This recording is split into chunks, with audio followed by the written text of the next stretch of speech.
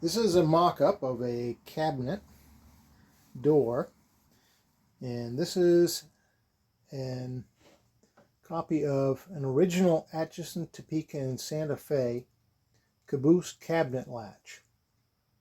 I've had this pattern for a while.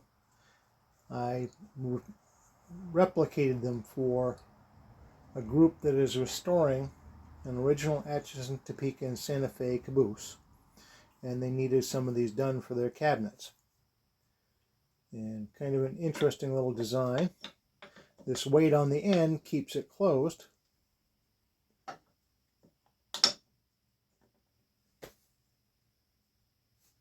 And as the caboose is rattling down the tracks, it's not going to come loose.